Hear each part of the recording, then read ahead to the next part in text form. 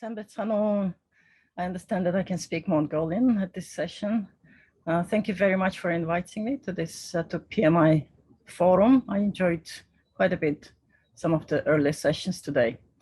Өнөөдөр би энэ бас ногоон хөгжил дээрээс нь уур амьсгалын өөрчлөлттэй холбоотой ер нь байгаль орчинтой холбоотой хөгжлийн томоохон шинэ хандлага гарч ирж байгаа талаар товчхон бас ярих гэж бодож байна. Тэгээд бас миний ойлгосон форум жоохон хоцорч байгаа учраас презентацаа жоохон багасгах, жоохон товчхон ярина гэж бодож байгаа. Тэгэхээр та бүгд энэ 7 хоногт Нэгдсэн үндэсний байгууллагын ерөнхий ассамблей дээр ассамблеиг анзаарч бас мэдээнээс үзчихсэн бол Хятад улсын ерөнхийлөгч Ши Жинпин томоохон нэг амлалт авлаа. Тэр нь юу гэхээр Хятад улс цаашдаа нүүрсний цахилгаан станцыг нүүрстэй холбоотой хөрөнгө оруулалтыг цаашдаа бол хийхгүй, санхүүжүүлэхгүй гэж. Тэр нь бол яг гадааддаа дотооддоо бас тийм амлалт авах гэж бол олон нийт их харж байгаа.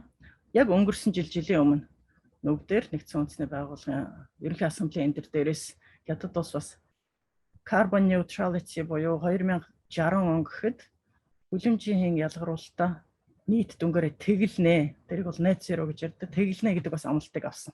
Тэр бол маш томоохон амлалт болсон л доо. Энэ зөвхөн Хятад улс авж байгаа бас амлалт биш. Тэрнээс өмнө болохоор Европын холбооны улсууд бас авсан байсан.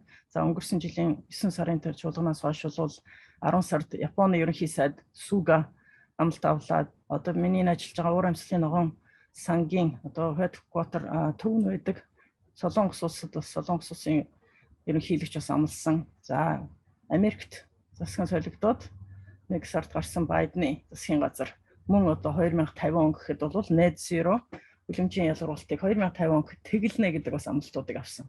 Тэгэхээр би эдгээр слайдуудыг бас та нарт үзүүлэе гэж бодож байна. Би project гэдэг share гэдэг үзүүлэлт одоо гарч ирэх болов. Гарч ирж байна Оренбата. Гарч ирж байна. За баярлалаа. Тэгэхээр за net zero за би одоо өөрөө бас тэрийг харах хэрэгтэй байна. За тэгэхээр net zero гэдэг маань бол ер нь одоо мэдээж уур амьсгалын өөрчлөлт асар их хурдтайгаар явагдаж байгаа. Гарч байгаа тэр сөрөг ор дагаврууд нь бидний өмнө бодсноос илүү хурдтайгаар явж байна. Энэхийн нэрийн бичгийн дарга Гутеррес болохоор climate change is running faster than we are. Буюу уур амьсгалын өөрчлөлт биднээс илүү түргэн хурдтайгаар яваад байна, өөрчлөгдөд байна. Тэгээд өмнө нь бол яг эргэлзээд асуугаад 20-30 жилийн өмнө гайхаад за одоо үнэхээр энэ өөрчлөлт явж гин үгүй гэдгээс бол одоо ерөөсөө эргэлзгээж болсон, асуухаач байсан, одоо ер нь хэрхэн яг юу их вэ гэдэг дээр л арга хэмжээнүүд яаж авах вэ гэдэг дээр л их ярьдаг болсон л доо. Тэгэхээр одоо зөвхөн саяны хэлээд байгаа Хятад, Америк нэгдсэн улс, Европын холбооны орнууд, Япон, Солонгос гэлтгүү 120 гаруй орнууд энэ net zero гэдэг энэ томоохон давлгаад бол нэгдээд байж байгаа. Тэгээд энэ бүх орнуудыг нийлүүлэх юм бол нийт дэлхийн эдийн засгийн 70%, хүлэмжийн ялгаруулалтын 65%-ийг эзэлж байгаа. Тэгэхээр энэ дээр томоохон тийм улс төрийн бас хүсэл зориг бий болоод мэдээж олон нийтийн хандлага ялангуяа залуу шинээр гарч ирж байгаа залуу үеийн хандлага бол маш өөр болж байгаа. Тэгээ мэдээж энэ бол бас өдөр энэ зүгээр амлалт авахаас гадна өнөөдрөөс гэлтгүү саяхнаас бас эхлээд дараагийн 10 жилүүдэд бол асар их томоохон өөрчлөлтүүдийг энэ дагуулж ирэх хэр байгаа л да. За энэ яг 2050 онд авж байгаа амлалт нь юу гэсэн үг вэ гэхээр эх 10 жилийн хугацаанд 2020-оос 30 онд одоо энэ 10 жилийн хугацаанд хүлэмжийн ялгаруулалт даруй таллагдах хэвээр halving гэж ярьж байгаа тийм ээ. Тэгээд тэрний дараагийн 10 жилд ахаад талаар буух хэвээр. Тэгээд дараа нь 2050-д тэглэх хэвээр. Тэр нь бол маш их томоохон инновац, технологи, за тэгээд бас санхүүгийн салбарын хувийн хвшилт ч гэсэн улсын бодлого ч гэсэн их томоохон өөрчлөлтүүдийг авчрах юм л да. За би энэ нэг юуруугаар орчоддгүй хүлээж байгаарай. Нэг слайдаа өөрчлөхийн тулд би нэг юуруугаар орох хэрэгтэй болчиход байна.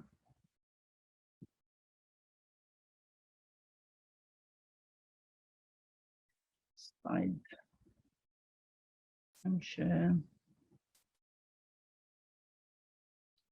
За одоохон байж байгаарай. За одоо дараагийн слайд гарч байна уу? Гарч байна. Гэхдээ нөгөө нэг full screen бас гарахгүй байна. Full screen гарахгүй байна тий. Гэхдээ яг уу харагдахаар байна зэрэг.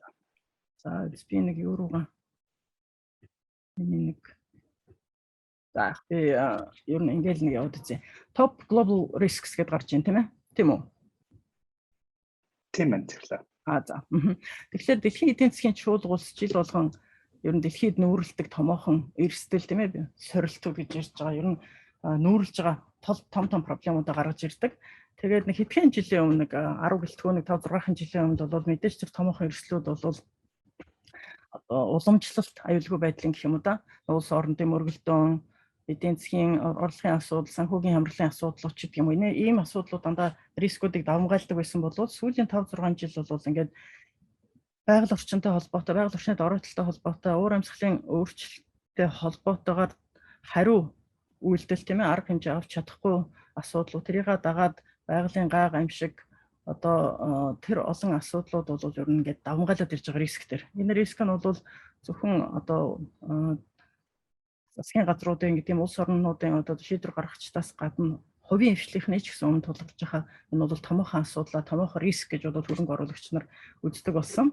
Тэгээд энэ бол яг нь WEF-ийн global top risks болцлоо. Тэгээд тэр яг 5-ыг гарлаа. Мэдээж энэ жил өнгөрсөн 12 сарын хооронд 18 сарын хугацаанд бол ковид энэ цар тахал бол мэдээж top global risk мөн. Гэхдээ ер нь бол бусад энэ саяны хэлж байгаа зүйлүүд бол бас top risk дандаа орж байгаа. Тэгэхээр ер нь юу их ёстой вэ гэдэг асуудал гарч ирж байгаа шүү. Тэгэхээр юу их вэ гэдэг дээр бид нар тэгвэл ямар салбартууд ямар хувьсгал ямар томоохон инновац авчрах бай, тесрэл авчрах бай гэдэг бол ямар салбар нь тэр уур амьсгалын өөрчлөлтийг бий болгож байгаатай мэдээж холбоотой. Тэгэхээр бид бүгд мэдж байгаа энэ эрчим хүч цахилгаан үйлдвэрлэж байгаа салбар гэдэг маань бол тэр чигээрээ нүүрсийг шатахыг зогсоох хэрэгтэй болж байна. За газрын тус газын асуудал ч гэсэн үе шаттайгаар цаг хугацааны дагуу бол багасна. Эргэлт нь бол тэгэхээр сэргийлт эрчим хүч рүү бусад нүүрсний биш шатах малтлалын биш эрчим хүч рүү шилжих асуудал явагдана. Agriculture гэхээр одоо аж ахуйн салбар manufacturing бол мэдээж үйлдвэрлэл дотор ялангуяа гангийн үйлдвэр бөгөөд цементийн үйлдвэрийг нэлээд хүлэмжийн ялгаруулалтаа гэдэг. Тэгэхээр энэ гангийн үйлдвэр цементийн үйлдвэрийг яаж хүлэмжийн бага ялгаруулж low carbon гэж байгаа тийм рүү шилжих вэ гэдэг технологиуд одоо нэлээд судлагдж байгаа цаашдаа ч сая хурдтай явах бах. Тээвэрлэлтийн асуудал дээр тээвэр дээр бол бид бүгд мэдчихээн энэ машинаас гадна одоо эрчим хүчний хэмнэлийн асуудал ер нь fuel cell буюу зөвхөн цахилгаан гэлтгүй бас fuel cell машин гэдэг олон томоохон өөрчлөлтүүд заавал дараагийн 10 жилийн хүлээхгүйгээр нэлээх гарч эхэлж байгаа л да.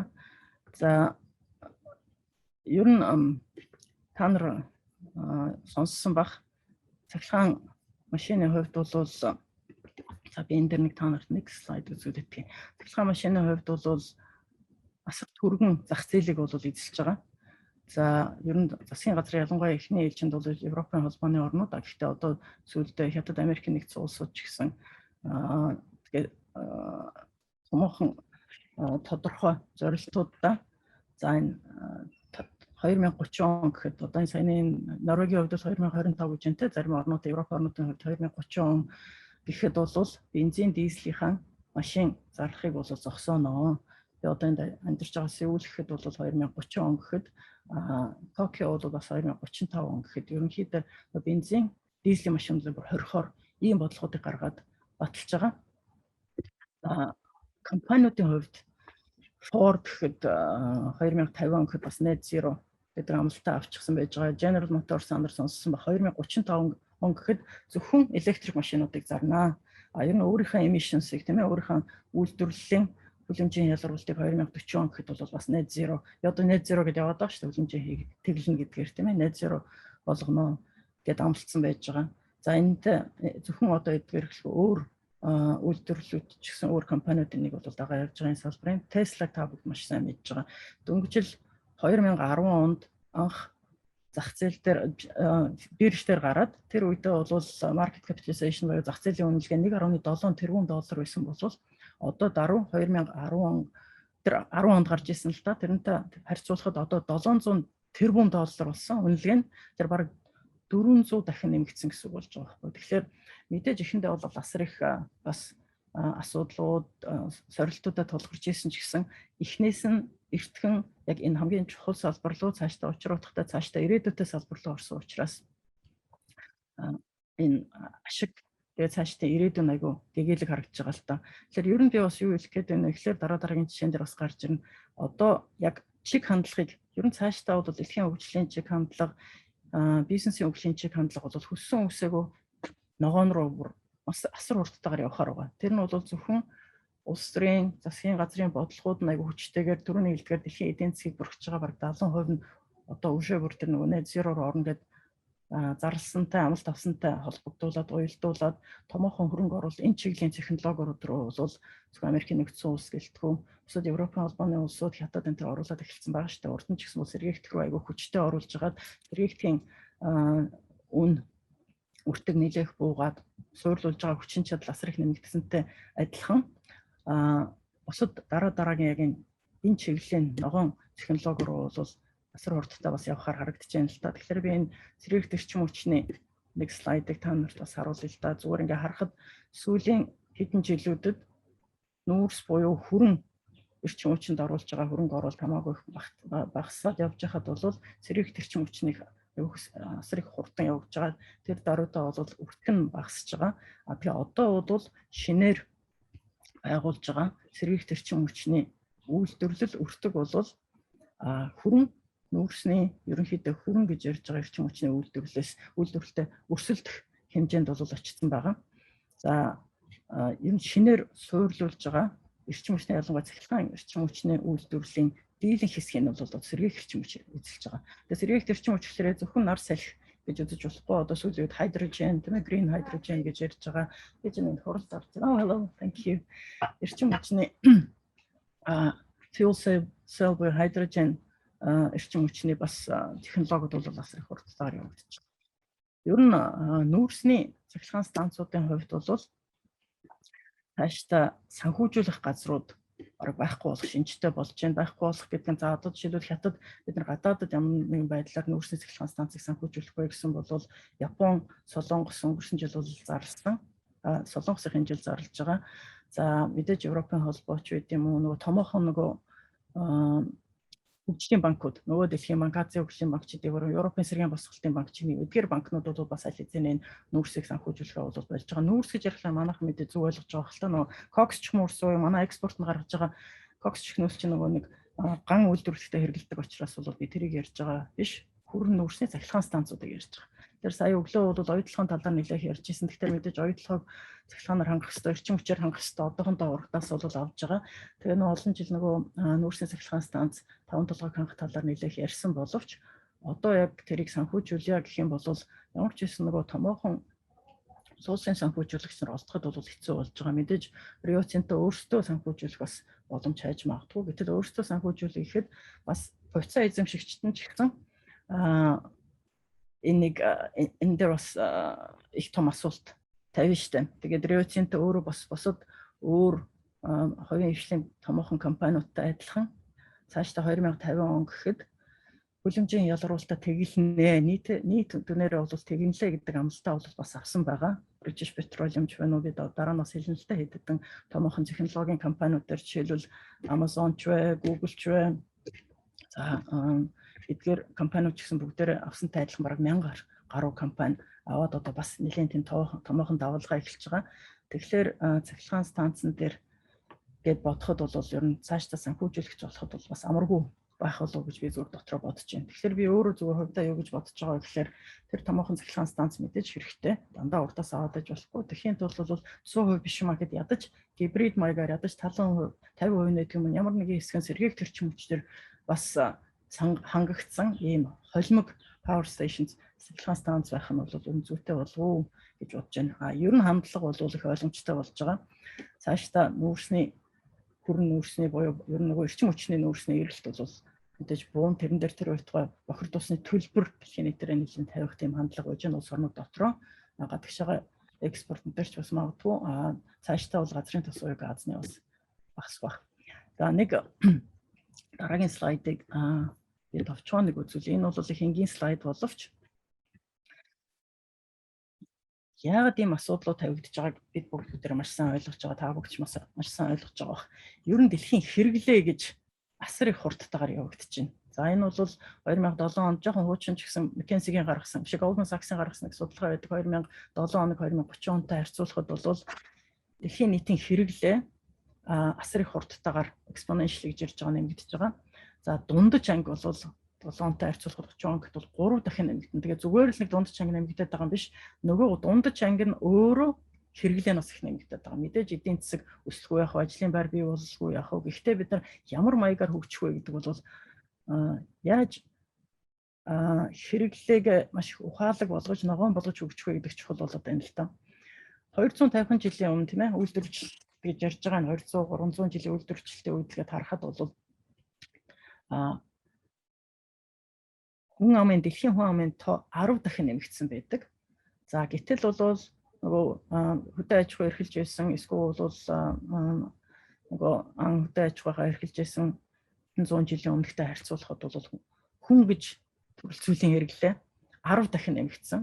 Хүн амын тоо 10 дахин нэмэгдсэн. Тэгэхээр дэлхий гэдэг одоо бидний нэг дэлхийн ертөнц маань бид хүн гэдэг төрөлцөөлийн 100 дахин их хэрэглээг ингээд даах хэрэгтэй болчиход байгаа байхгүй. Тэгэхээр энд чинь даах, шингээх чадвар маш хэцүү болчиход байна. Тийм ч учраас дэлхийн нийтээр уур амьсгалын өөрчлөлтүүдийг энэ чинь байгаль орчны доройтол тийм ээ бүх юмны одоо улсны агаарын бүх юмны бохирдол, химийн бохирдол энэ тэгээд асар их нөгөө нэг дэлхийн нөгөө нэг шингээх чадвар нь тэр даацсан асар их хэтэрчгээд байгаа. Тэгэхээр бид нар цаашдаа хөгжлөөшөл өөрөөр бодож өөр маягаар явахгүй бол мэдээж болохгүй. Энэ нэг Шторн гэдэг байдаг Лондонгийн их сургуулийн энэ чиглэлээр их судалгаа хийдэг эдийн засаг санаа мэддэг болно сонссон баг. Тэгэхээр цаашдаа эдийн засаг жишээлбэл 2 дахин 3 дахин өсөөд хөрөнгө оруулалт тэр дотроо дэд үтсийн хөрөнгө оруулалт бас ирэх 15-20 жилийн дотор 2 дахин нэмэгдэх гэдэг. Тэр хэрээр мэдээж хүлэмжийн байгалийн доройт нэмэгдэх ёстой нэмэгдэх гэдэг. Тэгэхээр чин тэр нөгөө хөгжлийн замыг асар ихээр өөрөөр өөрчилж нөгөө хүлэмжийн ялгаруулалтаа яг тэр ингэж өсөж явах энэ үе мөчид дахиад таллах гэдэг бол асар их том сорилт болж байгаа юм л да. Тэгэхээр их том сорилт болж байгаа учраас энэ дээр төр засгийн газрууд, олон улсын байгууллагууд, хувийн хвшил, төрийн бус байгууллага хэрэглэгч ер нь иргэн болгон өөрийнхөө хувь нэмрийг оруулахгүй бол хизээ нэгэн цагт нэгтэй нэг Антарктикийн ус ингээ хайлаад байгаа гэлтгүү өнөөдөр бид нар дээр ирж байгаа асар их сүр үр дагаврууд ирж байгаа нь бол харагдаад байна л да. Монгол улсын хувьд бол зүйлжил бэлчээрийн талхлал мөнгө цэвдэг хайлах одоо цаг уурын өөрчлөлт чинь манай малчид чихэн бидний ч гэсэн асар их нэг өөрчлөлтөд өнөөдрөөс авчирж эхэлж байгаа. Тэгээ бид түрүүн хэлжсэн Apple, Google, Amazon, Microsoft гэдэг эдгээр компаниуд бүгдээрээ энэ хөдөлгөөнд бол аль хэзээний бас нэгдээд олон 100 сая тэрбум долларын хөрөнгө оруулалтыг энэ чиглэлийн технологийн инновац руу хийх юм амлалтуудыг бол аваад байж байгаа. Оцхон GCF Green Climate Fund гэдэг би өөрийнхөө ажилтдаг байгууллагын тодорхой бас ямар хөрөнгө оруулалтыг яаж хийдэм бэ гэдэг талаар би тавьчихсан танилцуулъя гэж бодож байна. Green Climate Fund анх байгуулагдахдаа хөгжсөн орнуудаас санхүүжилт босгоод тэр санхүүжилтийг хөгжиж байгаа орнууд руу яг ногоон төслүүдэд дээрээс нь уур амьсгалын өөрчлөлтийн хүлэмжийн ялгаруулалтыг буулгах эсвэл нэгэнт одоо дулаарах юм бол дасан зохицох adaptation гэж ярьдаг те. Тэрэнд ийм төслүүдэд бас санхүүжүүлдэг. Тэрнийхээ энэ санхүүжилтийн 40% бол бид нар хувийн хвшилтэй хийж байгаа. Нэг 60-аад орчим хувийн төрийн байгууллагуудад төртэй public sector гэж ярьж байгаа. Тэрнтэй бол хийдэг. Тэгээд санаа нь бол хүрэн эдийн засгийг ногоон руу өсрөнгөө одоо ингээд явахт нь аль болохоор хөшүүрэг болох үз гэх юм уу да. Бага чулуугаар том чулуу хөдөлгөөн гэж ярьдаг шүү дээ. Хөшүүрэг болох үз тэр одоо газруудад нь тэр хөрөнгө оруулалтыг хийх ийм зорилготой. За жишээлбэл би бас маш энгийн жишээ хэлээ л да. Жишээлбэл хөрөнгө барилга барьдаг байвал тэрийг ногоон барилга болгохын тулд хөрөн ногоон хоёрын зөрөө нь арай одоохондоо илүү үнэтэй байж магадгүй хөгжиж байгаа орнуудтай хөгжсөн орнуудад бол баг ногоон барилга нь илүү ашигтай болоод байгаа шүү дээ, илүү их зах зээлтэй. Тэгэхээр тэр нэг зөрөөг нь ямар нэгэн байдлаар санхүүжүүлэх, эсвэл ногоон барилгын стандартыг оцлогоо тусламжаар санхүүжүүлэх гэдэг юм уу, эсвэл бол тэр технологийн инновацийг нэвтрүүлэх, сургалт одоо энэ чиглэлийн дэмжлэг их үзүүлэгч гэдэг юм уу. Гэхдээ болж өгвөл хувийн хвшилт тийм ээ. Ийм ямар нэгэн байдлаар л хүрэн гээд байгаа тэр төслийг ногоон болгоход тэр нэг хөшүүрэг болоход тэр санхүүжилтийн өгөө зүгээр байшин барих санхүүжилтийг биш, тэр зөрөөг нь санхүүжүүлэхэд зориулдаг. Тэгээд энэ дээр одоо манай Green Climate Fund гэхэд бол ер нь нэг 30 орчим тэрбум долларын төслүүдийг санхүүжүүлээд байгаа. Тэрний 10 орчим тэрбум доллар GCF-с гардаг. Бус нь манай хамтран ажилладаг accredited entities гэж ярьдаг л та. Тэр нь бол манайхаас санхүүжилт авах эрх бүхий аккредитац авсан ийм байгууллагууд. Тэрэн дотор одоо Дэлхийн банк, Азийн хөгжлийн банк ч гэдэг юм уу, олон улсын банк нүүбийн байгууллагуудаас гадна дотоодын одоо манайдаа жишээлбэл Хас банк, Худалдаа хөгжлийн банкын эрхээ авсан бас байдаг. Төрийн бус байгууллагууд олон улсын ч гэдэг юм уу 100 гаруй ийм аккредитац авсан байгууллагуудтайгаа хамтардаг. За тэгээд түрүүний хэлдгээр 30 гаруй тэрбум долларын байгууллагад удаагүй ч гэсэн нэг 5-6 жил болж байгаа үйл ажиллагаа чигдрээ. Тэгэхээр 5-6 жилийн дотор бол бараг 10 орчим тэрбум долларын санхүүжилтийг GCF-с гаргаад 30 гаруй тэрбум долларын энэ төслүүдийг бол санхүүжүүлж байгаа л да. Тэгээд би энэ 3 жишээн дээр энийг бас тайлбарлая гэж бодож байна. За энэ нь болохоор Shield жишээлбэл санхүүжилт олгосон Tarapacá гэдэг номхон далайн дэргэд Чилийн номхон далайтай хэлж байгаа газар говьд сүл байдаг, говьд сүл газар байдаг юм билээ Tarapacá гэдэг. За тэгээд тэнд нь болохоор нэлээд шинэлэг сэргийлт хэрчим хүчний төслийг бид нэр санхүүжүүлж байгаа. Тэр нь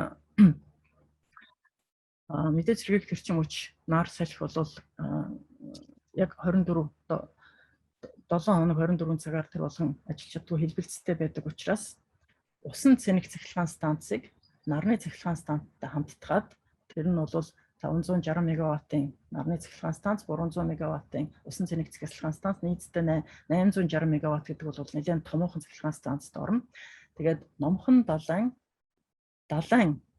давстаа усыг дээш усан цэник станц болгож гаргаад тэр усыг бас цэвэршүүлэлт тухайн орон нутгтаа бол цэвэр усаар бол бас сангана.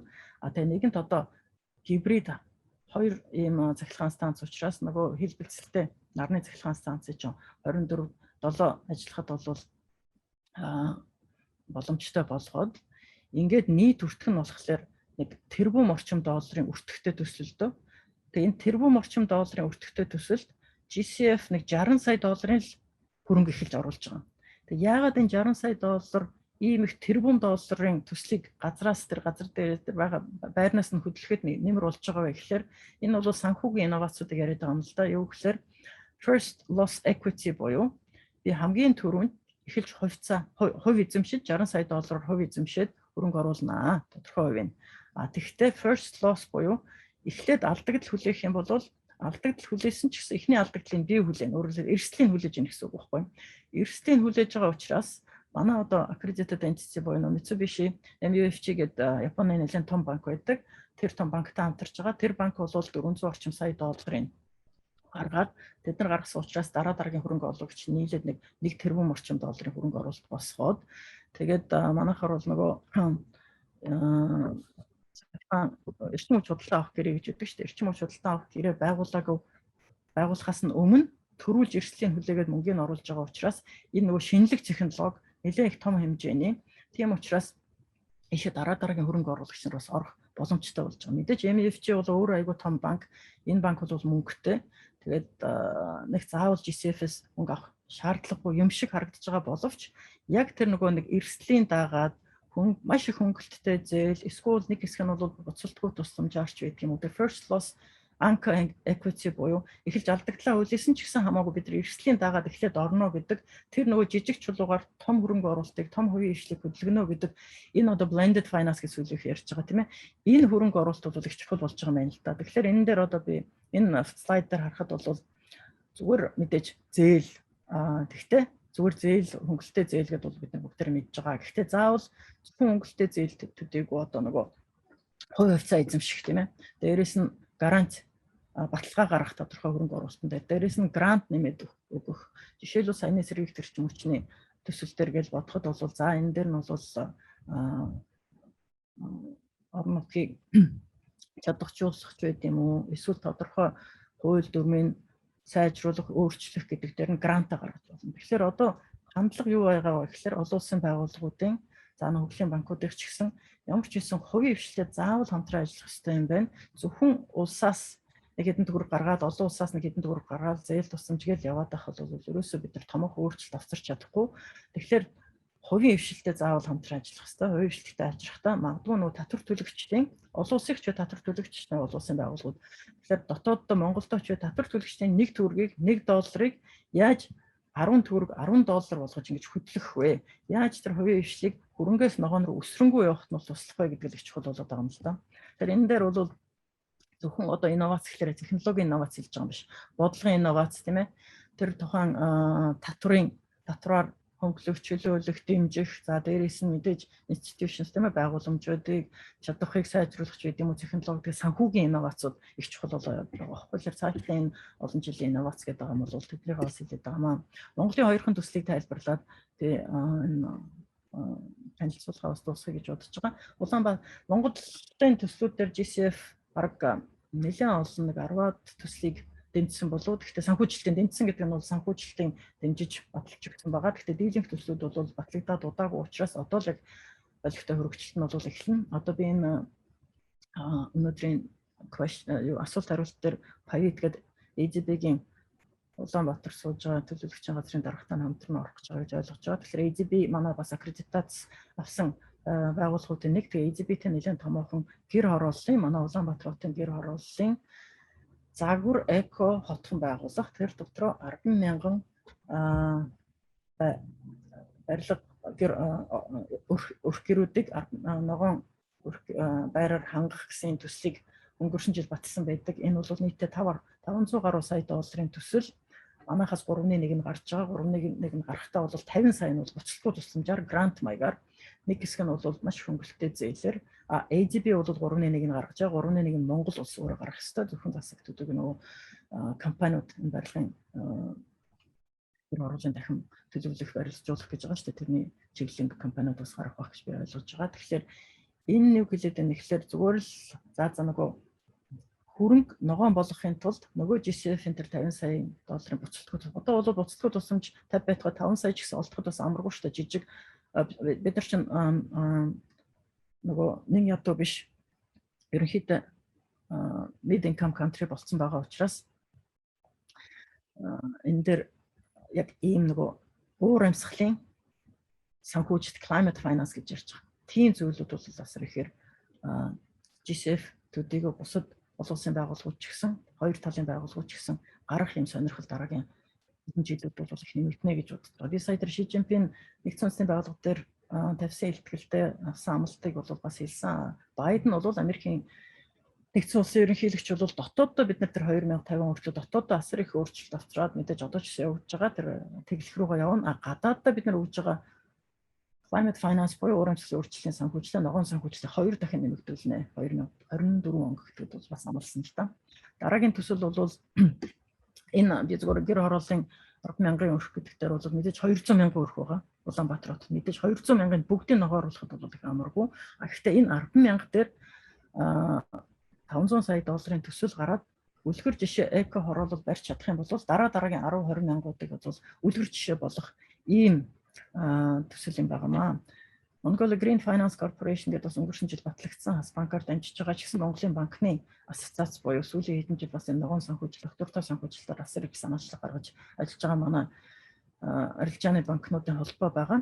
Тэгээд нэг 50 орчим 49.7 биш нэг 50 орчим сая долларын ногоон банкыг санхүүгийн корпорац гэж ярьж байгаа. Зүр энгийнээр ярихад ногоон банкыг Монголд байгуулад тэрний тал орчим төгрөг нь бол хөрөнгө нь GCF-ээс гарна. GCF-ээс гарахдаа зүгээр хөнгөлөлттэй зээл биш. Мөн л тодорхой хэмжээг бол бид нар хувь хувьцаа эзэмшнэ. Хувь хувьцаа эзэмшиж дараагийн улсаас нь тодорхой хэмжээний хувь хувьцаа тэгээд арилжааны банкуд өөр хөрөнгө оруулагчид нийлүүлээд энэ 50 орчим сая долларын ногоон банк байгуулад тэгээд нөгөө л эрчим хүчний хэмнэлт байт юм уу? Харын бохирдлоо тэмцэх байт юм уу? Эсвэл одоо уур амьсгалын өөрчлөлт шатлалтыг хүлэмжийг ялруулыг бууруулна гэдэг нь манай нөгөө тэр нүүр шатлалтыг эсвэл ямар нэгэн байдлаар нөгөө нүүрснээс цахилгаан халаалт руу шилжих гэдэг юм уу тэр л төслүүдийг дэмжинэ гэсэн үг шүү дээ. За мэдээж өөр энэ чиглэлийн ногоон төсүүд бол зөндөл байгаа л та. Тэгэхээр дөнгөж батлагдаад удаагүй одоо зөвхөн засаглал юм дээр нь бол манайхаас дэмжлэг үзүүлж байгаа. Гэхдээ засаг бол энд бол өөрийнхөө бас өрнгийг гаргахаар амласан байгаа. Би юу гэж хэлэх гээд юм гэхээр Монгол улс одоо энэ дэлхийн томоохон чиг хандлагыг алдахгүйгээр зөвхөн Монгол улс төдийгүй бизнесүүд ч гэсэн манай бизнесүүд ч гэсэн за ер нь хандлага бол ойлгомжтой болчихлоо. Ийшээгээд ногоон руу чиглэхээр болчлоо. Эртхэн шиг ийшээгээ оролцох юм бол зүгээр эн чинь хуучин илүү хүртэхтэй технологи нь хэцүү ер нь яах вэ гэж ингээд орморч байсан хэрэгэлцдэг байсан бол одоо эргэлцгүйгээр орох юм бол асар их боломжууд бий болохоор байна. Ийшээгээ орох юм бол олж байгаа санхүүжилтэн ч их хүү багтаагаар эсвэл бусдууд тусламжаар эсвэл одоо хамтрах гэж байгаа хөрөнгө оруулагч байсан ч гэсэн илүү утгаар олдохоор болж байна. Бонд гэж ярих жишээлбэл бид нар бол Чингис хаан бонд гэж зөндөө босгож ирсэн. Одоо бол цааш та ногоон бондо босгох хэрэгтэй Монгол улс. Тэрэн дээр магадгүй хүү багтаа илүү их олдцтой болохоор байна. Тэр байтугай debt for carbon, debt for nature гэдэг асуудал сүүлийн үед асар их хүчтэйгээр яригдчихэж байгаа. Тодорхой улсууд үр зээлтэй бол Монгол улс ч гэсэн бас улсын хувийн хвшилж үр зээлтэй шүү дээ. Тэгэхээр тэр үр зээлийг дотооддоо ногоон төсөл хөтөлбөрүүдэд хэрэгжүүлснээр сайруулах эсвэл орлуулах энэ асуудал яригдах боломжтой болж байгаа л да. Зарим орнууд ийм гэрэлцээрээ явуулаад амжилттай хүрсэн ч орнууд бас бий болж эхэлж байна. Өөрөөр хэлбэл за бид нар жилдээ 50 орчим сая долларын үр зээлийг нэг орнд төлөх ёстой байсан бол энийгээ төлөхгүйгээр дотооддоо тусгай хамгаалалттай газар нутгийг өргөтгөгч байд юм уу? Зүгээр мод тарих бол маш энгийн л да. Гэхдээ тэрнээс илүүтэйгээр одоо яг л хүлэмжийг бууруулахтай холбоотой тодорхой тийм хөрөнгө оруулалт хийх юм бол тэр нөгөө хоёр дахь орондоо өгөхгүйгээр дотооддоо тэрийг хэрэгжүүлснээр кредитийг тийм ээ тэр хүлэмжийг бууруулсан гавьяаг нөгөө орн юм уу өөр компани аваад бид нар бол дотооддоо тэрийг илгэснээр хөрөнгөө дотооддоо авч үлдэх юм гэдэг нь тэр debt for carbon, debt for nature, debt for climate гэдэг асуудал ч маш хүчээр яригдж байгаа. Ер нь цаашдаа бол асар их боломжууд бол бий болж байна гэдгийг би бас хэлэх гэсэн юм аа. Тэгээд баярлалаа. Харин бата ерөнхийдөө за маш баярлалаа тань. Маш их үнэхээр сонирхолтой дэлгэл танилцууллаа. За ингээд дараагийн Pavit эдбигийн Pavit Ramachandran маань дараа нь ихтгэл тавьж байгаа. Та төр байж байгаараа бүгдөө энэ чанар дээр байж байгаа. Дараа нь Q&A session байгаа. Тэгэхээр та тэрийг болчихлоо. За баярлалаа.